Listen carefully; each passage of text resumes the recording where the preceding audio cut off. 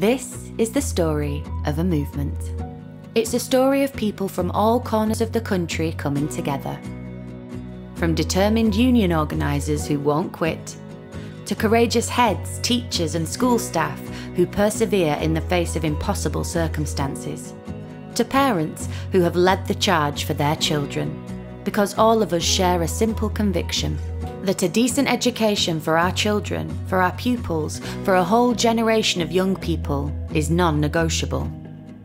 All the while, the government wants us to believe that school funding has never been higher, but we know that's not the case. How do we know? We know because we've looked at the numbers, the government's own numbers. We've crunched the data for every school and the facts are plain and simple.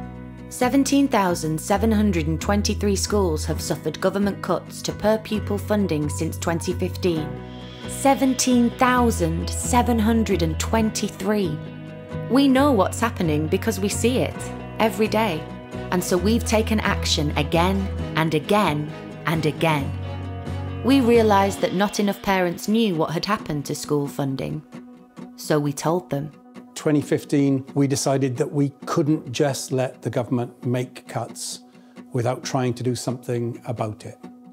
So we launched the School Cuts campaign, setting up the School Cuts website. In the 2017 general election, I think the School Cuts campaign was hugely influential. Survation, who are one of the biggest opinion polling companies, they reckon that 750,000 people changed their vote during that general election because of school cuts. When parents learned the facts about school funding, they stood up for their children, and they haven't backed down yet. Together we've grown so much, we've learned so much. My experiences campaigning, I've actually grown as a person. I'm a lot more confident at speaking out. I have created conferences, which I never thought possible. I've done media interviews live, which at times is a scary concept. This isn't normally my line of work.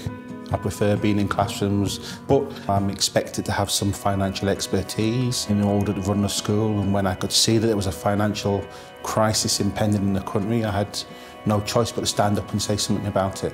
Our brave head teachers and governors spoke out despite opposition at every level. The government have asked schools to make efficiencies, but we've done this. What we're actually being asked to make now are cuts. What we need now is a massive shift in education funding policy. I wouldn't be sitting here if we felt that we were getting our fair share. Large numbers of schools are now finding that they cannot guarantee the education quality of their pupils because of funding. Hundreds of local councillors have joined our cause because they understand that we can't fix funding in Romford without fixing it in Rochdale. We as local councillors are standing together with a clear, strong local voice on behalf of our local community to say these cuts are not acceptable. You cannot take money out of education and not think there will be consequences. Frankly, I'm sick of on the doorstep hearing from parents that they're having to fundraise just to fund the basic things that they should expect from their school for their children. We need more money for our schools, we need more money for our education service, and we need more money for those children who are most vulnerable receiving special educational needs care. And together we've won, time and time again. By putting pressure on politicians, letting the public know what's happening and joining together, we make our voices so loud no politician can ignore them. First, we won £1.3 billion for the schools budget. After that 2017 general election, Justine Greening put £1.3 billion extra into schools' budgets that wouldn't have been there if we hadn't campaigned. That's massive. That's more teachers and TAs in the classroom. It's fewer cuts to music, art and sport. But it's not enough. Not nearly enough. Schools and colleges are still waiting for £5.6 billion to fully reverse the cuts from 2015. We won £350 million for children with special educational needs and disabilities. That matters. It's important. Because without additional support, thousands of children just can't access a full education.